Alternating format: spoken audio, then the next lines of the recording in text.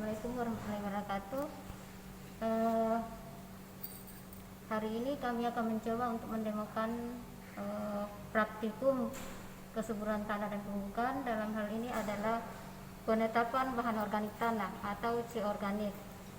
Untuk penetapan bahan organik tanah, sampel tanah yang digunakan adalah sampel tanah yang sudah dihaluskan, kemudian diayak pakai ayakan 0,5 mm.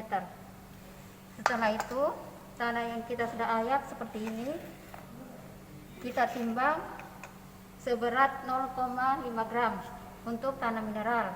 Tapi kalau kita misalnya mendapatkan tanah seperti ini yang lebih gelap atau agak gelap, kita sedapat mungkin untuk mengurangi sampelnya. Jadi jangan gunakan 0,5 gram, tetapi mungkin kita bisa pakai 0,25 gram. Oke, sekarang kita lakukan penimbangan. Jadi kita timbang pada timbangan analitik dengan ketelitian 4 desimal. Seperti ini. Kita sudah ada wadah di sini untuk melakukan penimbangan. Sekarang kita timbang sebanyak, jadi pastikan bahwa timbangan awalnya adalah 0. Jadi wadah yang kita pakai untuk menimbang itu tidak terhitung beratnya. Jadi kita sudah stabilkan menjadi 0. Sekarang kita timbang. Ini kita pakai sampel tanah yang pertama, kita anggap sebagai sampel A. Kita timbang karena warnanya gelap, kita pakai 0,25 gram.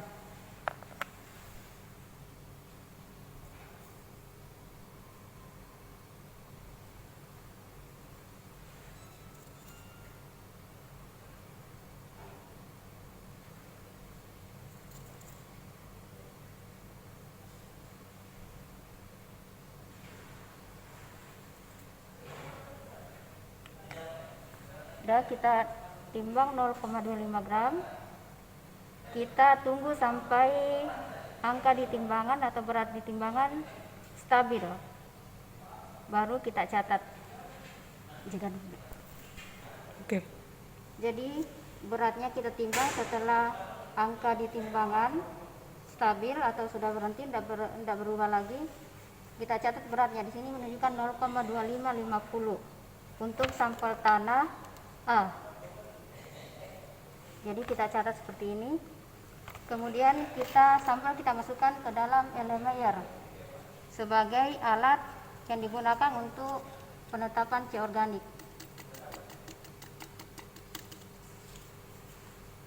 Sampel A sudah selesai, kita lanjut ke sampel B.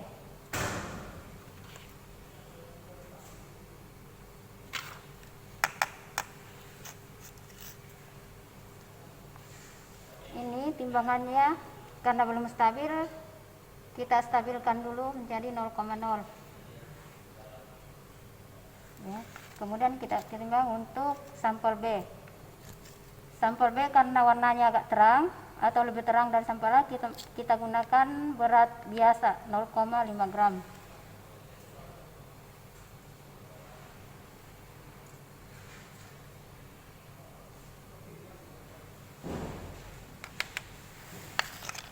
Jadi beratnya kita catat.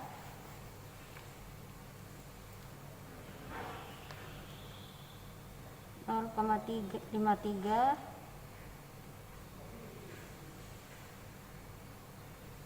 (86).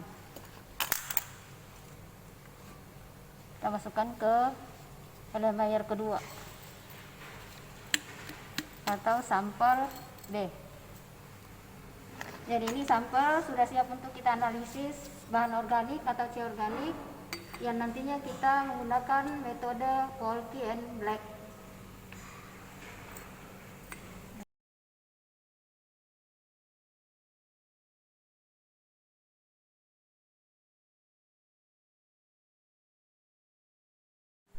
Baiklah, sekarang kita lanjut ke tahap analisis. Ini tadi sampel yang sudah kita timbang. Kemudian kita siapkan untuk belangko sebagai pembanding. Sebelum kita mulai analisis, kita perlihatkan dulu alat dan bahan yang akan kita gunakan dalam proses atau prosedur analisis C organik tanah ini. Yang pertama bahannya adalah kalium dikromat atau K2CR2O7 1N, kemudian Aquades Selanjutnya ada natrium fluoride atau NaF, kemudian asam fosfat atau H3PO4 85%, indikator difenilamin, serta yang terakhir sebagai penetrasi adalah larutan ferrosulfat atau FeSO4 7H2O. Oke. Sedangkan alat yang akan kita gunakan adalah pipet ukur atau pipet volume 5 mili, kemudian pipet 10 mili, pipet tetes, dan mengocok. Karena hari ini kita akan pakai magnetic stirrer atau kita pakai metode stirring secara digital. Jadi ini adalah stirring. Oke, kita lanjut ke tahap analisis. Jadi pertama kita siapkan sampelnya. Sampel. Jadi kita ada blanko, sampel A dan sampel B. Pertama, prosedurnya adalah menambahkan blanko dan sampel-sampel ini dengan 5 ml kalium dikromat. Jadi sampel dan blanko kita tambahkan 5 ml kalium dikromat atau K2CR2O7. Jadi saya ulangi lagi, langkah pertama adalah menambahkan ke dalam elemer blanko maupun sampel sebanyak 5 ml K2CR2O7 atau kalium dikromat. Hari ini karena kebetulan ball pipet lagi mengalami kerusakan, kita pakai pipet digital. Oke, ini adalah pipet 5000 atau 5 ml. Kita gunakan untuk mengambil reagent atau larutan K2CR2O7.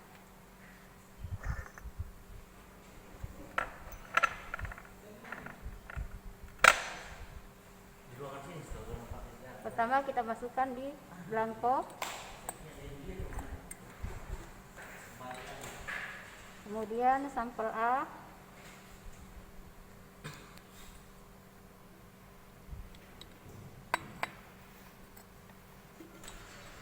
dan sampel B.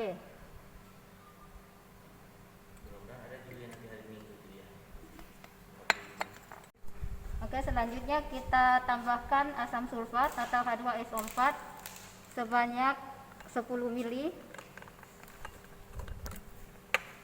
Oke.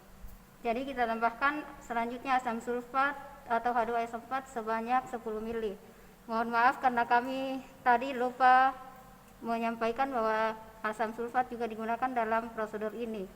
Jadi untuk itu selanjutnya tahap kedua adalah menambahkan asam sulfat ini sebanyak 10 mili.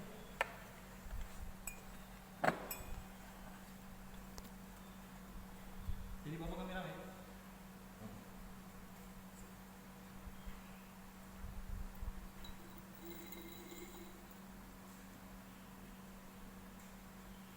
Hai guys. Karena pipet yang digunakan adalah pipet 5 mili, jadi kita ambil sebanyak 2 kali untuk sampel masing-masing.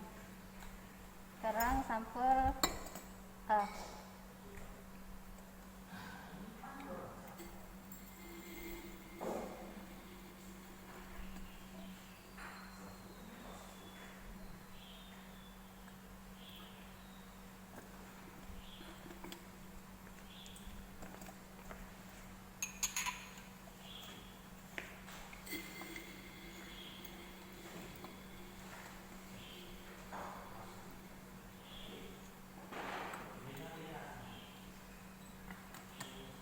Jadi ini telah kita tambahkan asam sulfat sebanyak masing-masing 10 mili.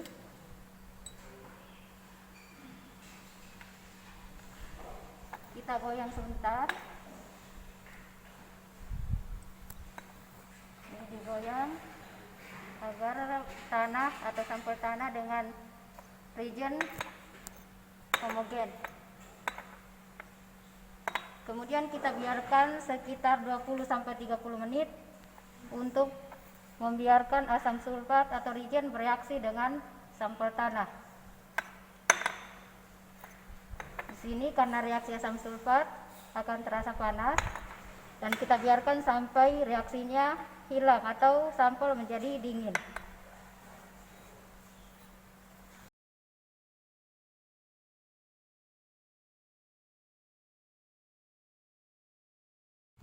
Selanjutnya setelah 20 sampai 30 menit, ini kita 30 menit ya. Jadi kita pastikan bahwa sampel ini sudah dingin, artinya sudah tidak ada reaksi di dalamnya. Selanjutnya kita tambahkan Aquades sebanyak 100 ml. Jadi untuk Aquades kita pakai gelas ukur biasa saja, 100 ml. Aquades.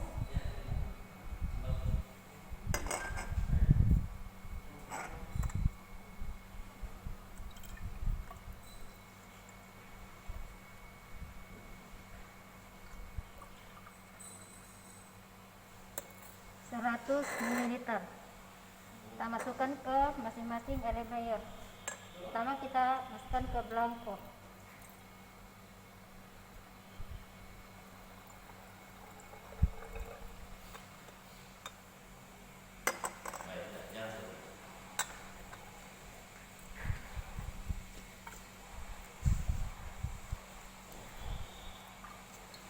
Selanjutnya sampel A, tambahkan Aquades 100 ml.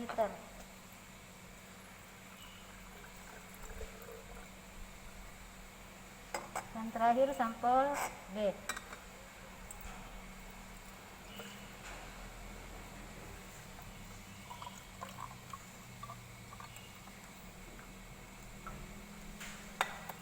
Tambahkan 100 ml.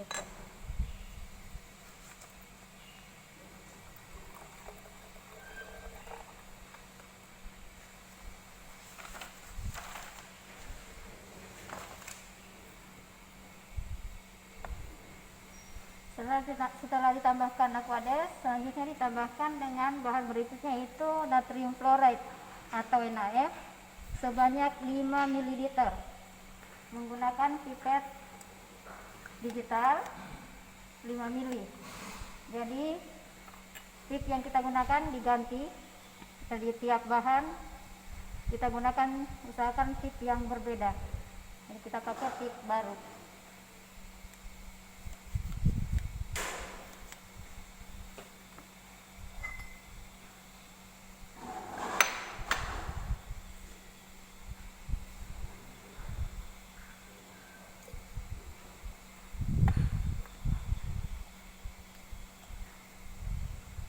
Sampel A, tambahkan 5 ml natrium fluoride atau NaF. Selanjutnya sampel B.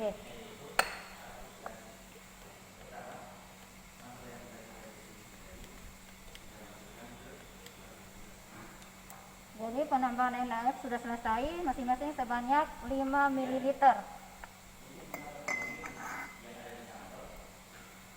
Kemudian tip kita ganti untuk reagent berikutnya.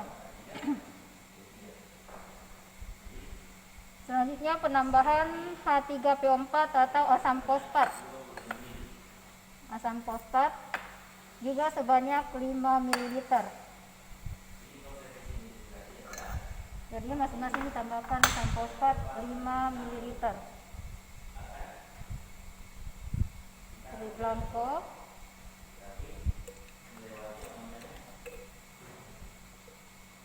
Kemudian sampel A,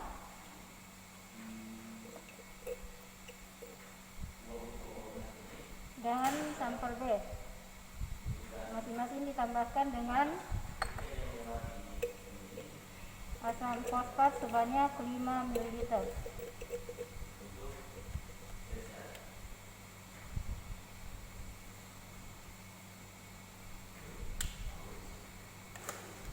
Jadi di sini kita lihat bahwa sampel yang telah diberi reagent yaitu kalium dikromat, asam sulfat, Aquades, natrium fluoride, dan asam fosfat itu berwarna jingga atau orange. Jadi ini nanti yang akan kita titrasi. indikator adanya C organik atau batas penitrasian itu adalah warna hijau. Jadi nanti sebentar kalau kita titrasi, kita akan mencari atau menunggu perubahan warna hijau. Tetapi sebelumnya kita akan memberikan indikator difenilamin. Jadi larutan yang berwarna jingga ini akan kita berikan indikator difenilamin sebanyak 15 tetes.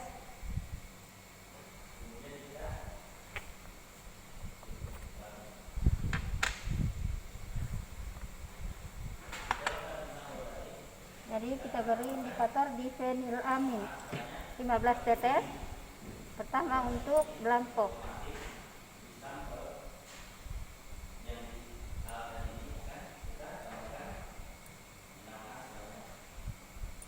Banyak 15 tetes. Sampel A.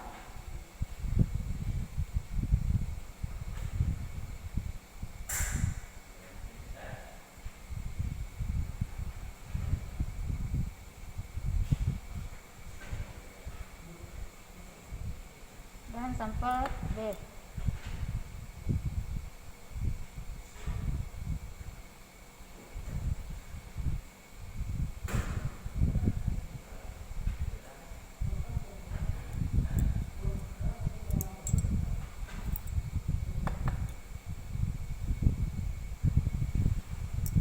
Jadi penambahan difenilamin, indikator difenilamin sebanyak 15 tetes ini kepada masing-masing sampel atau bahan, yaitu blanko, sampel A dan sampel B, itu akan merubah warna jingga menjadi warna gelap.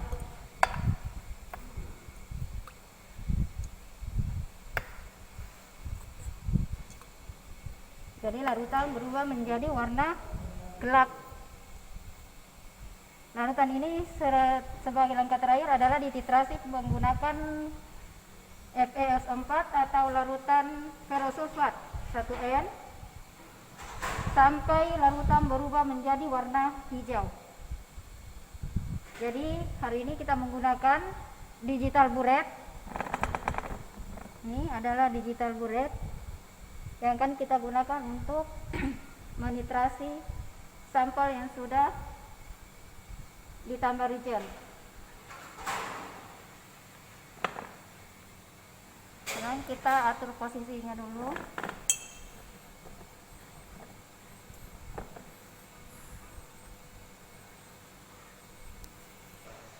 Jadi kita atur posisi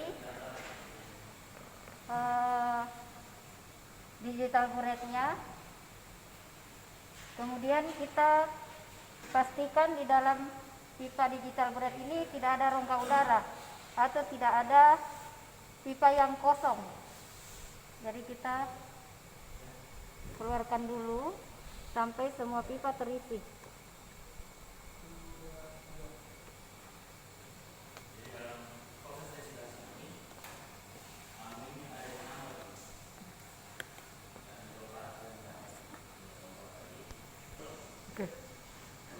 Jadi kita pastikan pipa digital burette ini tidak ada rongga udara atau tidak ada pipa yang kosong, tidak terisi dengan larutan FeS4. Jadi kita keluarkan dulu.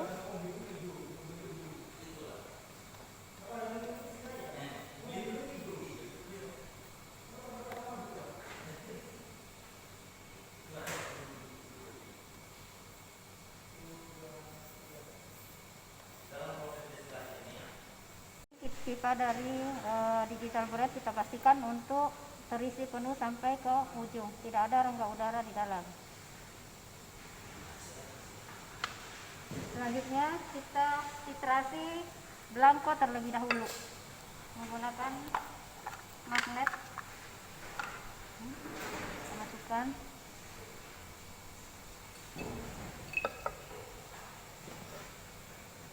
Kemudian kita nyalakan stirringnya.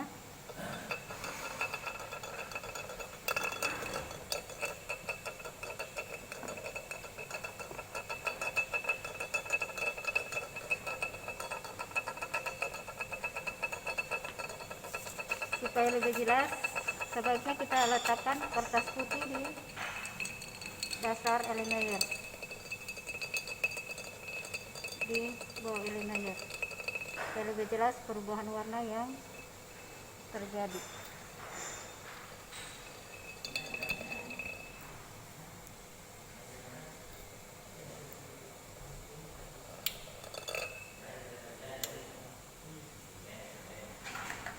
Kemudian kita mulai titrasi dengan memutar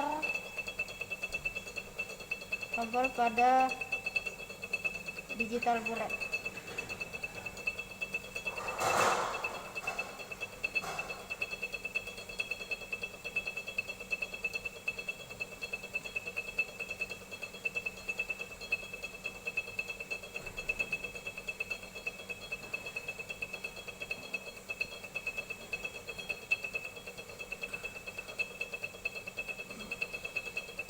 Titrasi dilakukan sampai larutan berubah menjadi warna hijau, dari gelap menjadi hijau.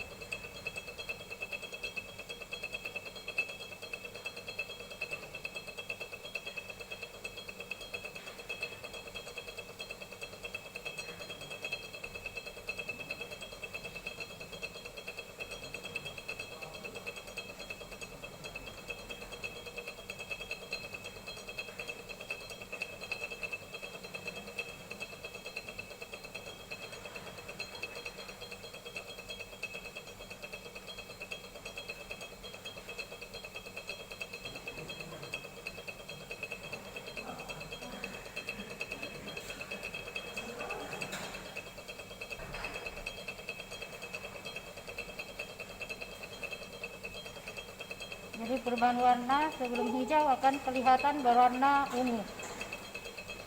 Jadi ini proses titrasi sudah selesai dan larutan sudah berubah menjadi warna hijau.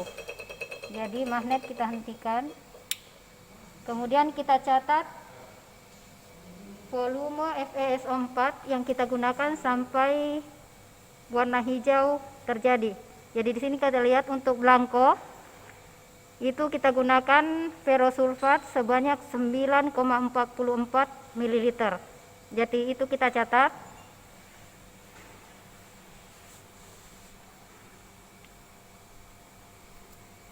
Jadi titrasi blanko 9,44 kita catat.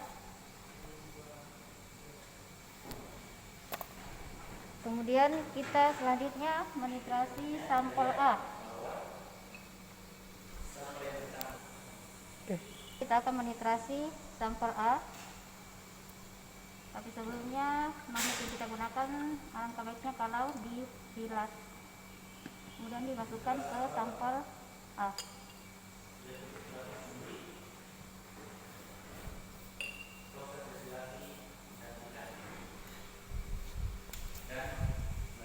Selanjutnya kita titrasi sampel A. Sampel A.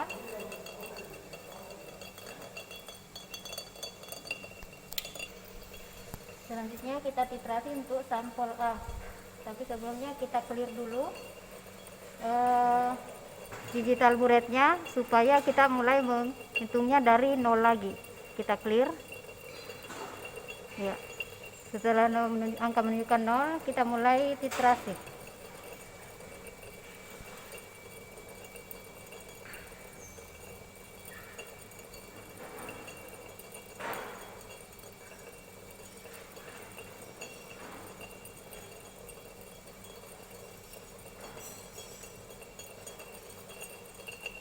Jadi perubahan warna harus betul-betul diperhatikan.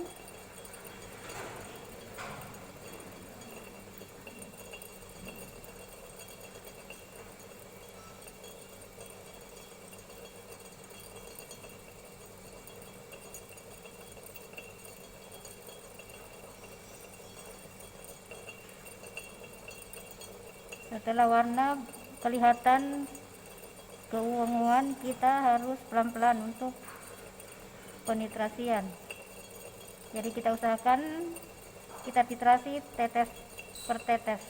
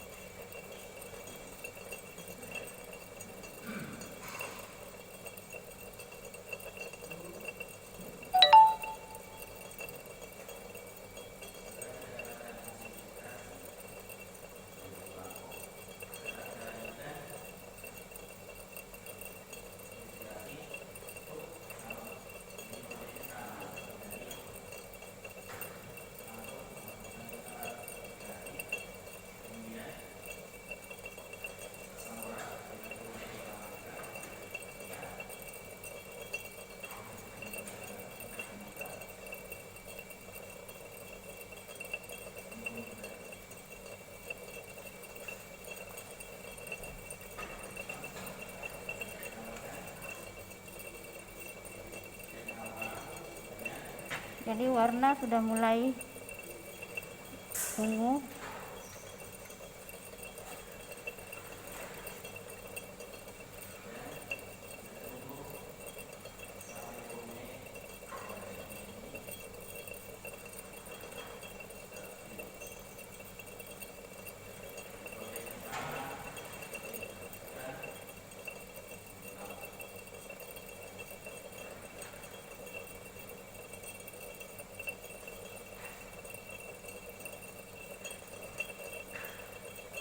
Ini sudah perubahan warna hijau pertama. Jadi ini kita lihat volume FS4 atau ferrosulfat 1N yang kita gunakan adalah 8,29 ml. Jadi ini kita lihat lebih rendah, jadi penitrasian sampel selamanya harus lebih kecil daripada blanko. Ini 8,29, lebih kecil dari blanko tadi yang 9,44. Hasil titrasi kita catat untuk sampel A. Untuk sampel A 8,29.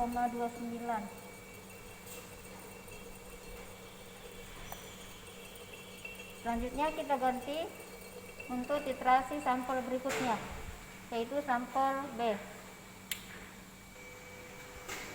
Sekarang kita lanjut ke titrasi sampel B. Ini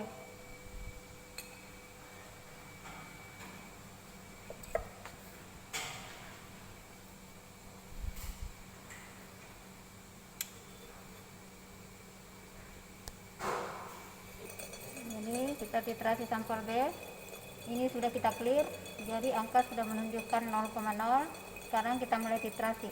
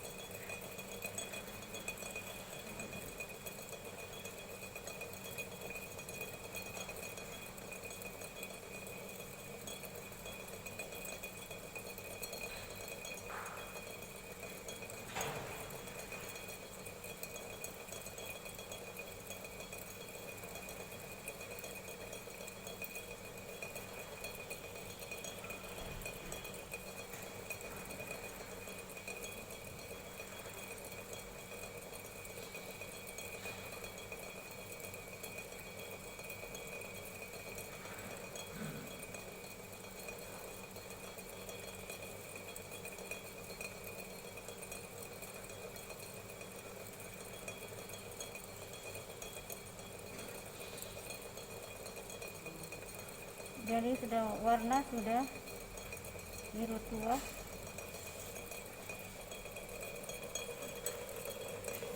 Jadi sudah berubah menjadi warna hijau, titrasi dihentikan. Jadi volume FS4 yang digunakan adalah 8,04 ml.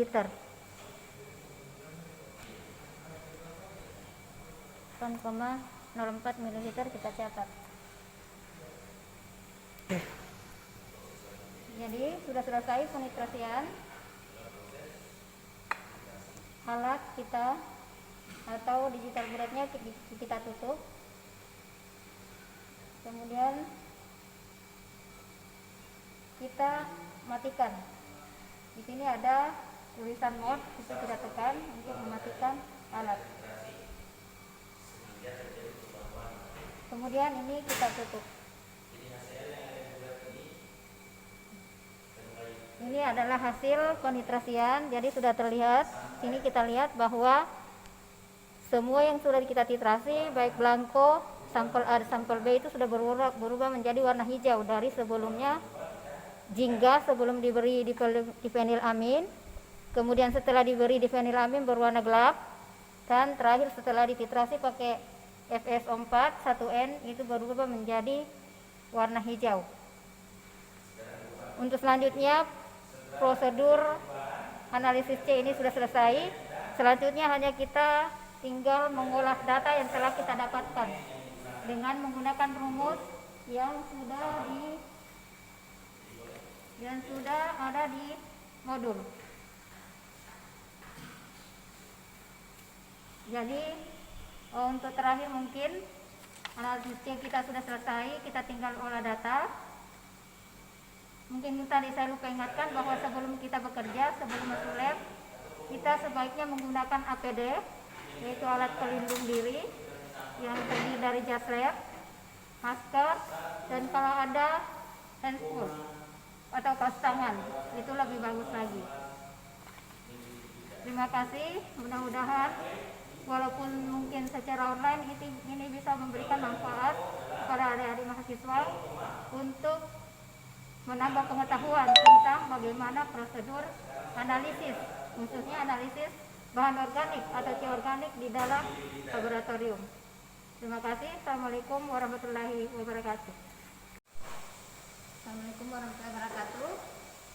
Sebelumnya kita sudah melaksanakan prosedur analisis tanah, yaitu penetapan bahan organik tanah atau C organik. Selanjutnya kita lanjut ke proses olah data. Jadi untuk menghitung berapa banyak atau berapa persen C organik dalam tanah sampel tanah yang sudah kita analisis. Sebelumnya data yang sudah kita peroleh tadi dalam proses analisis kita buat dalam tabel seperti ini. Jadi kita buat dalam tabel seperti ini, ada nomornya, nomor urut, kemudian kode sampelnya, berat sampel, dan titrasi ferrosulfat atau FS4 yang dipakai sampai larutan berubah menjadi warna hijau. Kemudian untuk proses perhitungan C organik kita menggunakan rumus seperti ini, persen C organik itu sama dengan volume titrasi FeO4 blanko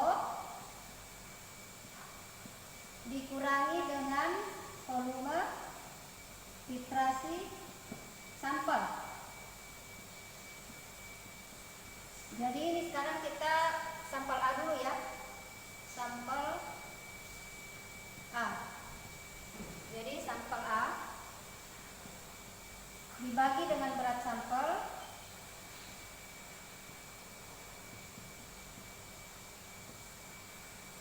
dikali normalitas FeS4 yang digunakan.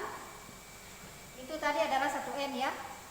Kemudian dikali dengan tetapan. Jadi tetapannya itu adalah 0,30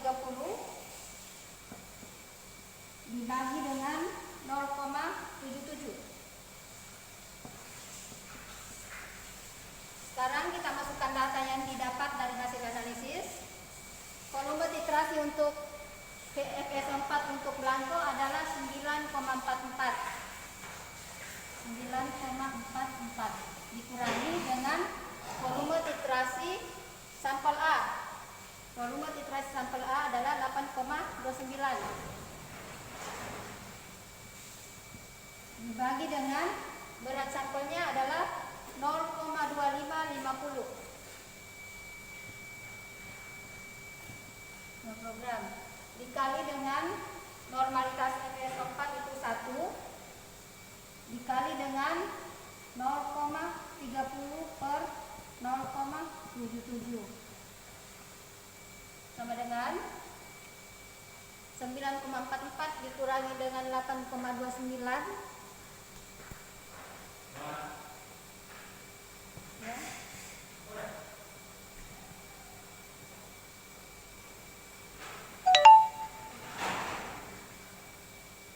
Jadi 0,1 ya, 1,15. Ini 1,15. Tolong dicek kalau misalnya pakai kalkulator. Dibagi dengan 0,255 dikali 1 dikali dengan 0,30 bagi 0,77. Jadi kita bagi 1,15 dibagi 0,2550 itu hasilnya 4,51 dikali 1 dikali 0,38 sama dengan 1,71%. Jadi ini adalah C organik sampel A yang kita sudah analisis. Kemudian untuk menghitung bahan organiknya kita tinggal mengalihkan C organik. Jadi bahan organik itu sama dengan persen C organik dikali dengan tetapan 1,724. Jadi 1,71 dikali dengan 1,724 itu sama dengan Oke. itu sama dengan 2,95%. Oh tidak ya, 2,95%.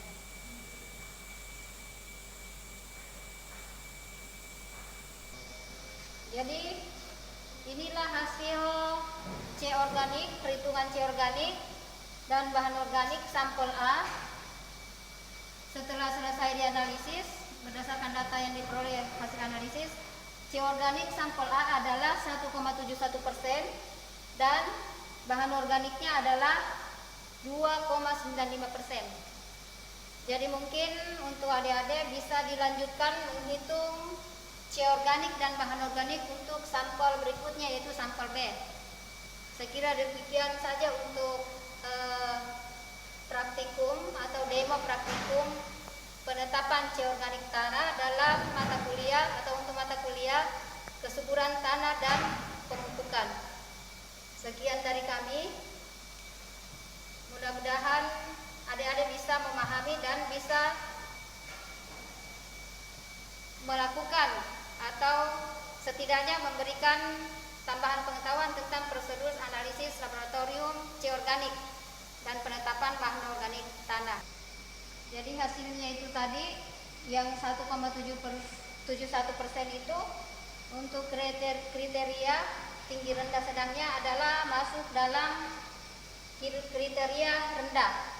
Karena kriterianya itu di bawah 1 adalah sangat rendah, 1 sampai 2 adalah rendah, 2 sampai 3 itu sedang, kemudian 4 sampai 5 itu tinggi, dan di atas 5 itu sangat tinggi. Dan kita dapatkan untuk sampel A adalah 1,71%, itu berarti dia masuk dalam kriteria rendah, berada antara 1 dan 2. Ya mungkin adik-adik bisa cari sendiri cari sendiri sama temannya, atau laporan-laporan yang sebelumnya sudah ada itu ada semua di situ, atau bisa juga di search cari buku analisis tanah, tanaman, air dan pupuk. Di situ ada. Jadi kriteria untuk penilaian kesuburan tanah. Jadi untuk C organik, N dan sebagainya itu ada semua di situ. Jadi silakan dicari atau di search sendiri di Google. Mungkin demikian untuk demo praktikum penetapan bahan organik tanah atau C organik tanah untuk mata kuliah kesuburan tanah dan pemupukan.